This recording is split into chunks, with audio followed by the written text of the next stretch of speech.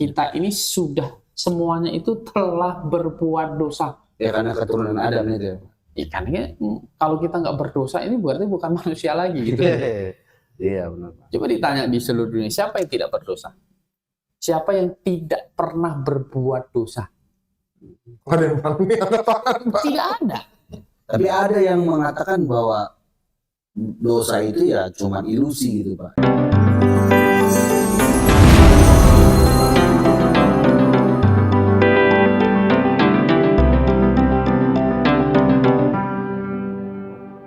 Baik, saudara yang dikasihi Tuhan Yesus Kristus, selamat malam Pak Kurnia. Malam Saudara Yosua. Episode pertama kemarin tema tentang keselamatan, kedaulatan Allah dan kehendak bebas manusia. Pak Kurnia sudah jelaskan bahwa jalannya yang sudah disediakan Allah sejak kekekalan tentang penyelamatan manusia. Dan orang-orang yang ada di dalam jalan itu, yaitu Yesus Kristus sendiri, itulah yang dipilih Allah. Kan gitu ya kan Pak? Nah, masalahnya adalah tentang respon manusia atau kehendak bebas manusia. Yang dipilih adalah yang merespon menerima. Begitu? Iya. Betul ya Pak? Betul. Nggak salah. Saya tertarik untuk buka Yohanes 15 ayat 16 Pak Kurnia. Iya. Bukan kamu yang memilih aku, tetapi akulah yang memilih kamu. Jadi bukan saya yang memilih Tuhan, tetapi Tuhanlah yang memilih saya. Dan Tuhan telah menetapkan kamu, supaya kamu pergi dan menghasilkan buah dan buahmu itu tetap. Supaya apa yang kamu minta kepada Bapa dalam namaku, diberikannya kepadamu. Kalau melihat ayat ini secara literal, bahwa jelas-jelas ayat ini berkata, bukan saya yang merespon keselamatan. Justru karena Tuhan yang memilih saya, maka dampak dari pemilihan Tuhan terhadap saya di dalam keselamatan, maka saya yang percaya dan bertobat. Iya. Bukankah ayat ini berbicara seperti ini? Oke, silakan bagaimana kita bisa menjelaskan Secara literal seperti yang Pak Riko jelaskan di sini. Iya. Kira-kira Jadi begini, itu bukan kamu yang memilih aku, bukan kamu. Ini kan kalau kita membaca di sini, ini Tuhan Yesus kan bukan sedang ngomong langsung ke kita sekarang ini. Oke. Tetapi yang itu adalah rasul-rasul. Dan di Yohanes pasal 4:15 ini tidak ada Yudas di sini. Gitu. Yudas sudah tidak ada. Oh iya. Perkataan Tuhan di sini sudah tidak ada Yudas. Jadi Yesus bilang bukan aku yang memilih kamu. Ini bukan memilih tentang keselamatan, tetapi ini memilih menjadi rasul. Oh, jadi ini ayat ini bukan buat kita sebenarnya Pak, bukan buat orang-orang percaya. Bukan, ini kan pemilihan rasul. Jadi di sini udah Iskariot sudah tidak ada ya Pak? Yudas sudah tidak ada. Nah, kalau kita bandingkan, kenapa ini pemilihan rasul? Karena Yudas pun masuk gitu. Di Yohanes pasal 6, ayat 70 itu kan. Jawab Yesus kepada mereka, bukankah aku sendiri yang telah memilih kamu yang 12 ini, namun seorang di antaramu adalah iblis. Waduh. Jadi jelas ini pemilihan bukan pemilihan keselamatan, tetapi pemilihan untuk menjadi Rasul Yesus Kristus. Jadi jabatan Rasul gitu. Jadi ayat ini bukan berbicara kepada orang-orang percaya pada umumnya, betul, tetapi khusus kepada ke-12 murid Yesus. Ya, karena ini kan bicara pemilihan, ini bukan pemilihan keselamatan, bukan Yesus memilih untuk selamat, karena kan Yudas masuk. Dan Yudas kan tidak selamat. Iya, dan faktanya gitu. Yudas kan tidak diselamatkan. Gitu. Jadi waktu dipilih ini kan mereka belum percaya ini. Yudas kan malah tuh Yesus bilang, namun seorang di antara kamu adalah apa? Iblis gitu.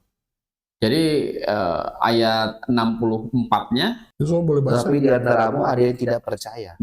Sebab Yesus tahu dari semula siapa yang tidak percaya dan siapa yang akan menyerahkan dia. Jadi ini bukan pemilihan keselamatan, pemilihan yang menjabat rasul. Yudas belum selamat, tapi kan kena pilih untuk menjabat rasul. Sementara kan nanti digantikan oleh Matias.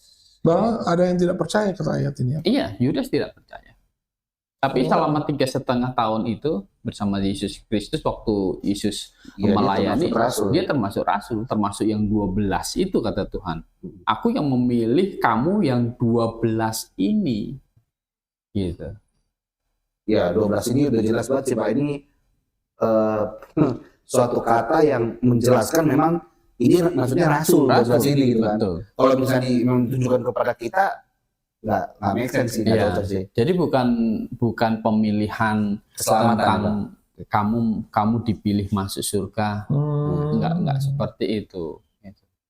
Jadi Tuhan Yesus bilang, saya yang pilih kamu untuk masuk surga, sementara kemudian yang lain nggak masuk, nggak saya pilih. Oh, bukan begitu.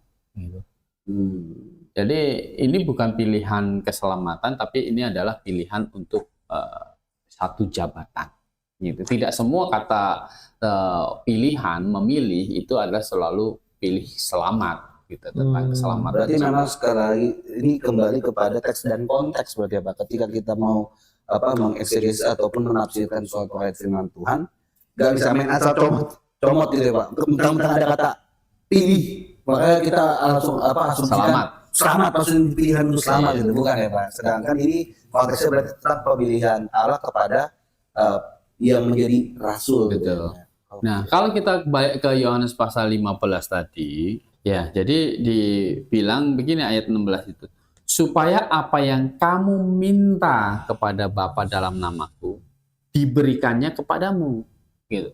Nah, rasul-rasul minta, ya, itu kan emang dikasih. Ya.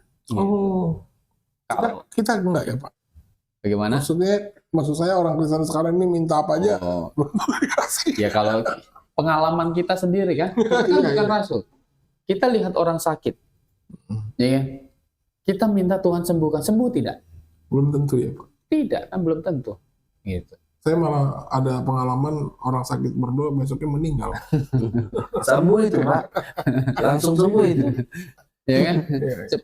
Seperti itu, karena kita bukan rasul. Tapi kalau rasul, Petrus di Serambi Salomo waktu itu ada orang lumpuh, emas dan perak tidak ada padaku, dalam nama Yesus berjalan. Pasti itu Pak. Pasti berjalan. Gitu. Jadi sekali lagi maksud kembali ke teks konteks gitu. Bahwa ini bisa juga tentang jabatan rasul. Ini jelas ini pemilihan tentang jabatan rasul, bukan pemilihan tentang keselamatan masuk surga. Begitu bukan.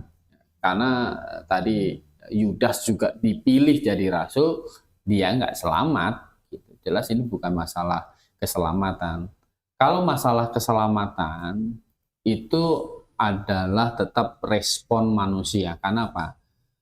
Tuhan itu menawarkan keselamatan di dalam Yesus Kristus itu ditawarkan kepada semuanya, gitu. Kepada semuanya, ditawarkan kepada semuanya. Kalau kita membaca di 2 Petrus pasal 3 ayat 9 ya. Tuhan tidak lalai menepati janjinya. Sekalipun ada orang yang menganggapnya sebagai kelalaian, tapi ia sabar terhadap kamu, karena ia menghendaki supaya jangan ada yang binasa, melainkan supaya semua orang berbalik dan bertobat. Jadi Tuhan katanya menghendaki supaya jangan ada yang binasa kan, supaya semua orang berbalik dan bertobat. Jadi keselamatan itu ditawarkan kepada semua orang yang menikmati keselamatan adalah yang berbalik dan bertobat, yaitu apa? Mengaku diri orang berdosa, sadar betul-betul dia adalah manusia berdosa yang akan binasa di dalam neraka, dan tahu betul-betul, mengerti, percaya betul-betul satu-satunya penyelamat dia adalah Yesus Kristus. Kalau Allah itu adalah Allah yang Maha Tahu, Apakah Allah tahu bahwa konsekuensi dari ketetapan karya keselamatan yang Allah rekayasa ini? Apakah Allah tahu bahwa sebenarnya jauh lebih banyak kecenderungan orang dibinasakan Allah sendiri daripada Allah selamatkan?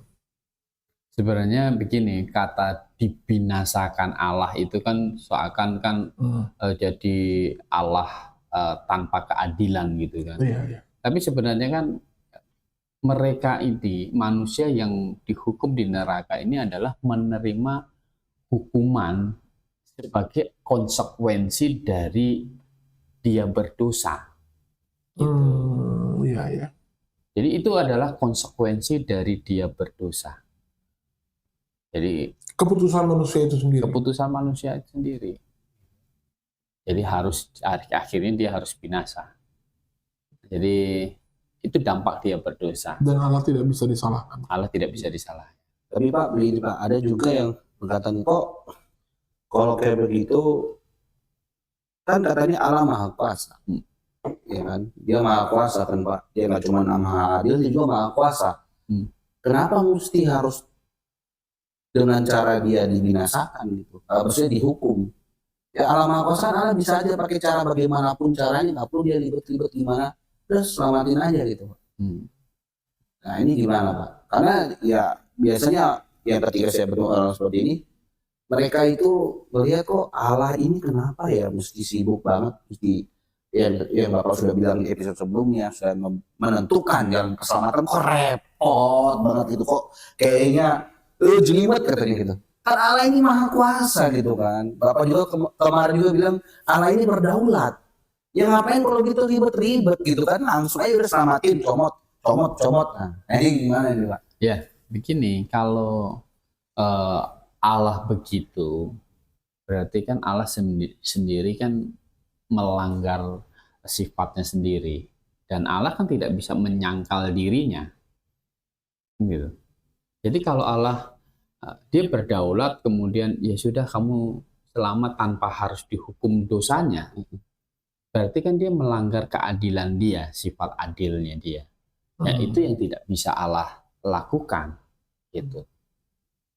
Maka yang bisa Allah lakukan adalah Allah akhirnya menyediakan jalan keselamatan itu.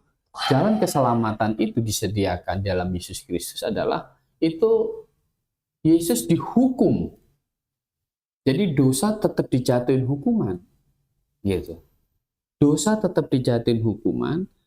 Nah, orang yang diselamatkan di dalam Yesus Kristus itu sebenarnya dosanya itu bukan tidak dihukum, itu dijatuhin hukuman. Hanya yang menerima adalah Yesus. Gitu. Hanya itu. Jadi saya orang berdosa. Dosa saya dihukum. Tetapi kenapa saya nggak masuk neraka? Karena ketika saya bertobat dan percaya kepada Yesus Kristus, di situ dihitungkan bahwa dosa saya itu sudah ikut dihukum pada waktu Yesus mati di atas kayu salib. Jadi kematian Yesus Kristus adalah kematian bagi dosa saya. Jadi dosa saya juga sudah dihukum gitu. Berarti kematian Yesus Kristus memenuhi keadilan Allah. Betul. Nah, sementara orang masuk neraka, itu adalah kenapa dia masuk neraka? Dihukum juga bagi dia. dosa dia. Karena dia menolak yang telah menggantikan dia. Betul. Berkorban gitu. Betul. Nah, jadi hukuman dosa dia diterima dia sendiri. Iya. Sementara hukuman dosa saya Sudah ditanggung oleh Sang Penebus. ditanggung oleh Yesus Kristus. Maka bedanya apa? Setelah ditebus dan orang yang ditebus dan orang yang tidak ditebus. Orang yang ditebus itu akan mengasihi Kristus. Kan gitu. Iya. Orang yang tidak mengerti penebusan Yesus Kristus, apakah dia mengasihi Kristus? Iya. Pasti tidak. Itu akan otomatis sendiri. Itu ya, Pak? otomatis sendiri. Cuma maksudnya gini Pak, kok mesti pakai dengan caranya Allah seperti itu gitu? Kayaknya Allah egois banget gitu, maksudnya kayak apa? Nggak bisa diganti gitu, mesti dengan perbuatan baik kah, gitu kan, dengan amal kah? Karena kan banyak orang sekarang banyak berbondong-bondong, ya apalagi zaman sekarang ya modern kan humanity gitu Kok kan. caranya cuma satu Iya. gitu ya? Humanisme katanya, memanusiakan manusia katanya. Dengan kita memanusiakan manusia katanya kan, ya kita sudah katanya udah surga dunia orang bilang. Nah, itu bagaimana, Pak? Ya kan kembali kepada prinsip surga itu surga yang maha kudus. Dan juga prinsip bahwa satu dosa itu harus dijatuhin hukuman. Gitu. Satu dosa saja, setitik dosa saja itu Kenapa gitu, Pak? harus dijatuhin hukuman. Ya kan, kan prinsipnya dosa hanya selesai kalau itu dijatuhin hukuman. Gitu. Makanya kalau hukum di dunia ini kan, kalau orang mencuri, ya kan, di penjara, selesai dijatuhin hukuman penjara, ya kan, maka bebas. Hukuman yang mencuri itu, dosa yang mencuri dianggap selesai, gitu. Jadi karena dosa memang hanya bisa diselesaikan dengan penghukuman. Nah, kalau masuk neraka itu penghukumannya kekal, gitu. Ya itu nggak bisa ditanggung oleh semua manusia ya, Pak. Makanya Allah mengirim juru selamat. Kalau secara jasmani cuma di penjara kan ada rentang waktu. Betul. Ya. Kalau kekal kan manusia memang Iya. harus dihukum kekal. Betul. Kan? Gitu. Makanya Nggak ada yang bisa. Tuhan mendesain jalan keselamatan untuk manusia. Karena tahu di dalam kekekalan itu mengerikan, hukuman yang sangat berat. Gitu. Berarti memang maksudnya di situ pun hidup yang kekal, neraka pun kekal gitu. Jadi kasih Allah itu sebenarnya melampaui semuanya. Iya. Bisa bayangkan Adam itu harus dijatuhin hukuman sesuai dengan hukumnya Allah sendiri kan. Dan kita ini keturunan Adam. Dan kita ini tidak ada orang yang tidak berdosa. Kita ini sudah semuanya itu telah berbuat dosa. Ya karena keturunan Adam itu ya. Ikannya kalau kita nggak berdosa ini berarti bukan manusia lagi gitu. Iya benar. Coba ditanya di seluruh dunia siapa yang tidak berdosa? Siapa yang tidak pernah berbuat dosa? Ada yang paling Tidak ada.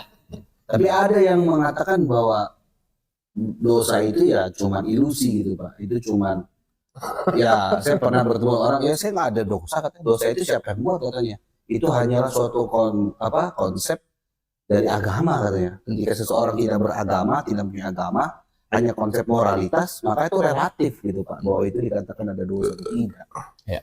Jadi ya kalau dia tidak percaya dia berdosa ya silahkan. Tetapi kayak misalnya orang sudah mencuri, ditanya kamu mencuri nggak? Ya enggak lah, gitu. Padahal dia udah mencuri kan gitu. Ya jadi memang udah balik. Mana ada orang berdosa berbuat salah ngaku kan gitu. Iya benar, Pak. Ya udah nggak ada dosa. Dengan dia nggak mengakui sebenarnya dia udah berdosa gitu. Betul. Begitu. Jadi itu harus dihukum. Gitu. Dan manusia tidak bisa menyelesaikan dosa sendiri. Ya, kalau mau menyelesaikan berarti dihukum di dalam neraka selama-lamanya. Gitu kan. Makanya karena beratnya hukuman dari dosa itu Allah menyediakan jalan keselamatan. Jadi bukan karena Allah sudah pilih, maksudnya pilih artinya ini yang masuk, Bukan. itu yang ke neraka gitu ya, Pak. Tetapi kembali kepada respon terhadap jalan keselamatan yang telah Tuhan tentukan gitu ya, Pak. Betul. Jadi sekali lagi yang pilih bukan kamu yang memilih aku. Ini bicara kepada rasul tentang jabatan rasul. Itu bukan bicara tentang keselamatan. Ini memang Pak Riko ini perlu banget ya juga mungkin bagi pemirsa-pemirsa yang menyaksikan ya bahwa ketika kita membaca Alkitab ini kita jangan main sembarangan comot-comot kebiasaan comot ayat ya Pak Riko. Iya. Ini tentang mengasihi. Jadi ngaco ya. Tentang ini, ini mengasihi, akhirnya dia mengasihi juga bisa sesama jenis mungkin gitu kan.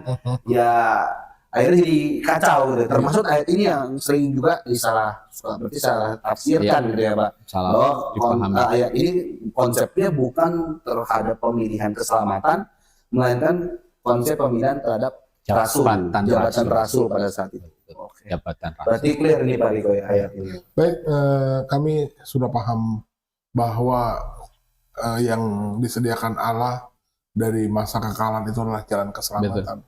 Dan ada respon manusia di situ ya Pak. Ya harus. Iya. Kalau itu kita sudah pahami bahwa keselamatan sudah disediakan dan manusia memiliki tanggung jawab untuk merespon itu, maka timbul pertanyaan baru Pak Kurnia. Kalau sudah direspon, oke, ya Allah kan sudah siapkan itu jalan keselamatan dan saya sudah merespon. Pertanyaan baru adalah, itu keselamatan bisa lepas nggak dari saya? Kan gitu. Tapi tahan dulu, nanti kita akan kupas di bagian ketiga. Saudara bisa menyaksikan nanti di bagian ketiga, bagaimana, apakah keselamatan itu bisa dirampas oleh pihak lain. Kira-kira begitu Pak Kurnia. Baik. Terima kasih Pak Kurnia, selamat malam. Baik, selamat malam. Selamat malam saudara Yusuf. Selamat malam Pak Kurnia.